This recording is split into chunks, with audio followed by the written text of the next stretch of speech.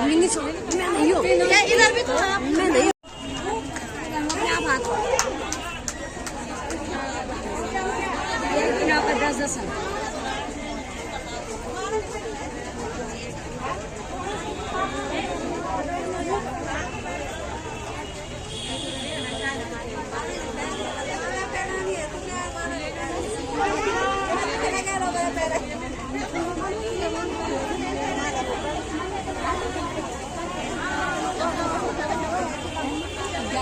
मुख्यमंत्री का ना तुम कागज में मुझे लिखी तारीख में पहुँचाना अगर आज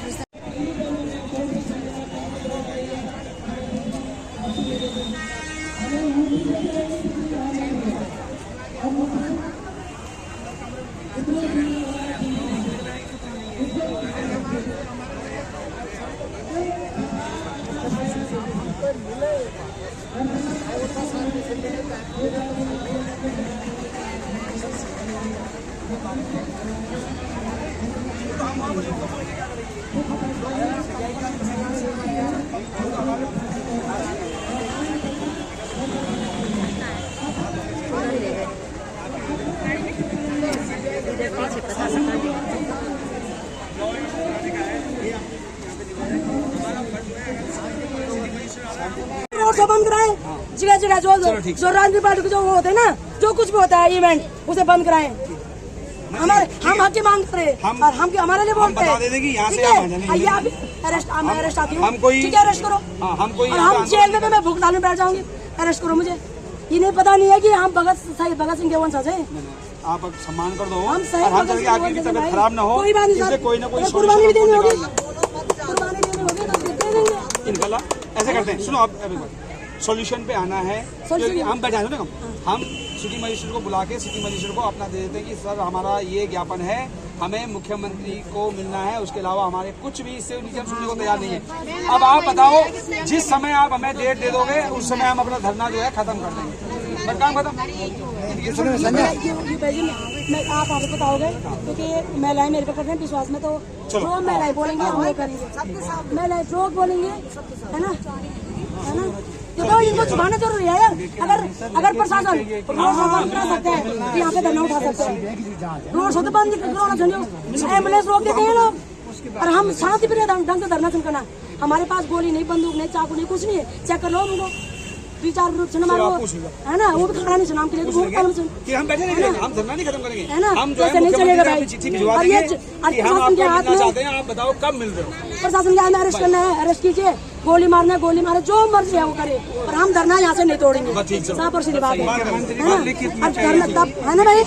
मुख्यमंत्री का कि हमें इस दिन टाइम दिया गया तो हमें मिलना होगा। चलो ठीक है, सुनो आपकी बात जो है जो बात करेगा वहीं पे आएगा, वही तो आपको बात करके आएगा।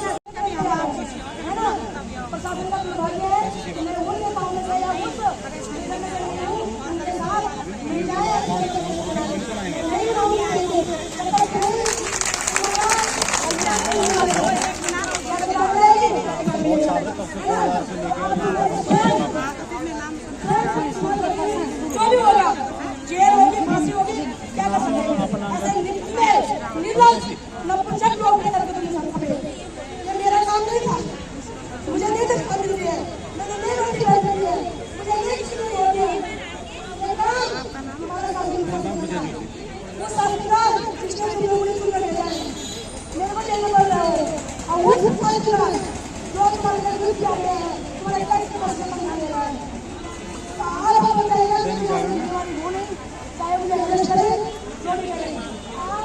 आप अपनी लड़ाई हम तुम्हारे साथ हैं। नारी शक्ति जिंदाबाद जिंदाबाद जिंदाबाद जिंदाबाद जिंदाबाद जिंदाबाद जिंदाबाद जिंदाबाद जिंदाबाद। जो नहीं है साथ में कटोरा ले लो हाथ में, जो नहीं है साथ में कटोरा ले लो हाथ में। संघर्ष करो, हम तुम्हारे साथ हैं। संघर्ष करो, हम तुम्हारे साथ हैं।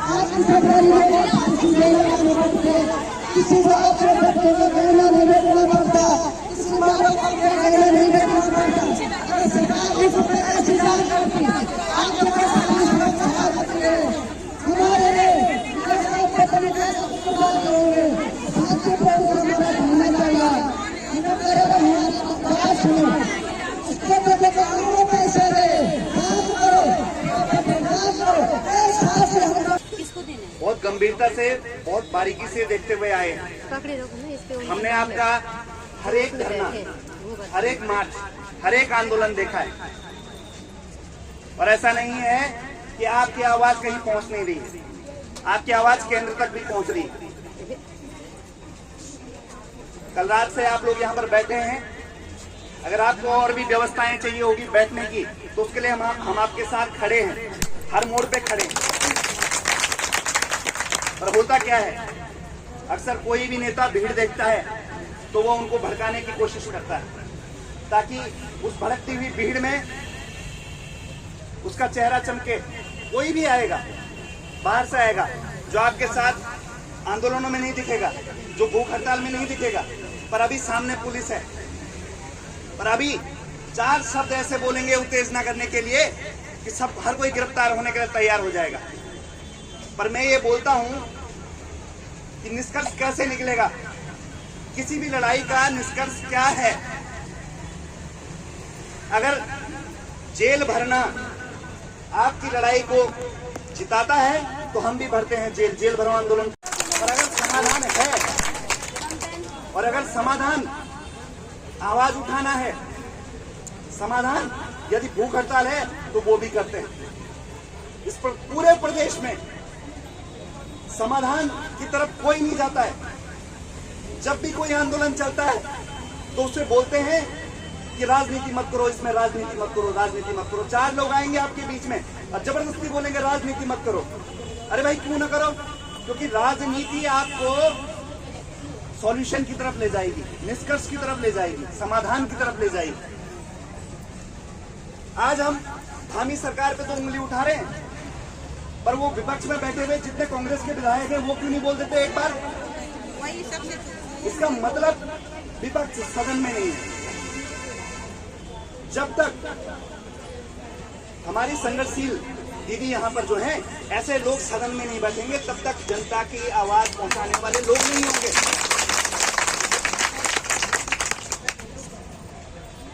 यदि इस प्रदेश में 13 लाख लोग पीड़ित हैं LUCC से, उपनल संगठन बोलता है कि हम पीड़ित हैं, कोविड संगठन बोलता है कि हम पीड़ित हैं, आशा आंगनबाड़ी बोलती है हम पीड़ित हैं, तो ये पीड़ित मिलकर सरकार क्यों नहीं बना लेते?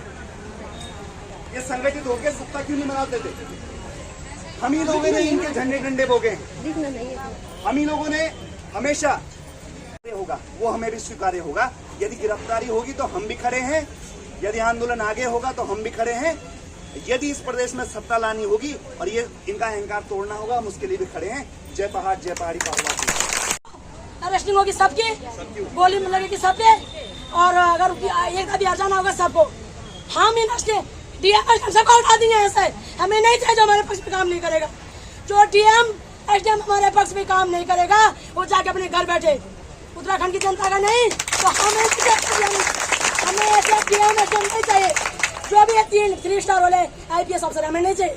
जाओ भाई बहन, अपने घर जाओ, जहाँ से आप जाओ, घर बैठो। अगर हमारे हक में, जनता के हक में करना है तो आओ और डील। हमें टॉर्चर मत करो, टॉर्चर जनता को नहीं, टॉर्चर शासन को किया जाए। सब बैठो यहाँ पे जिन्हें अपने उत्तराखंड से प्यार है। जेल जाएंगे सब, भुगतान में बैठेंगे सब, मरेंगे सब। भाई नहीं दूंगी भाई ज्ञापन। क्या ये छड़े गले लोग हैं, कितना ज्ञापन दें इनको? अनपढ़ है क्या? अनपढ़ है ये? कितने ज्ञापन दे दिया? ज्ञापन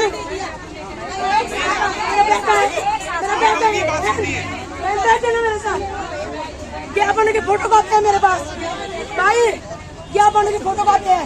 बुलेट से लिखा है मैंने, ये इन्हें पढ़ना नहीं आता। अगर इनकी बस की बात नहीं है तो ये जो डेटा दे मैं गाने को सुना दूंगी। 2 सेक्टर नहीं है मुझे, 2 सेक्टर नहीं है।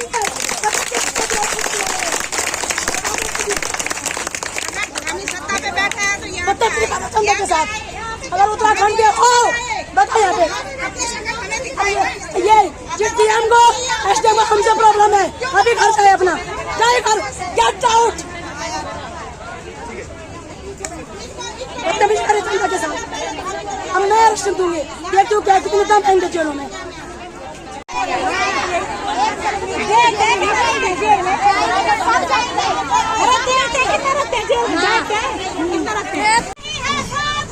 कटोरा ले लो हाथ में, उत्तराखंड की नारी हूँ, उत्तराखंड की नारी हूँ। कटोरा ले लो हाथ में, पुलिस को आगे करता है, पुलिस को आगे करता है।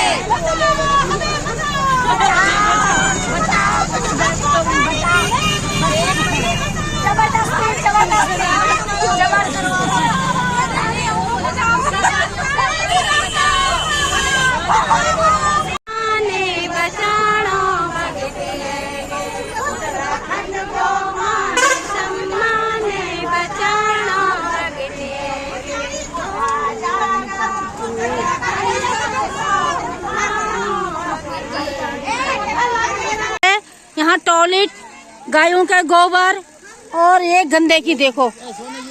ये हमारा उत्तराखंड, ये हमारा उत्तराखंड। हमने कहा गहरसैन और इन्होंने कहा देहरादून। ये सेम बने, हमारी बदौलत बने हैं। तो आज भी इस प्रकार से जो है हमारी मातृशक्ति की इज्जत के समाज इस प्रकार कर रहे हैं।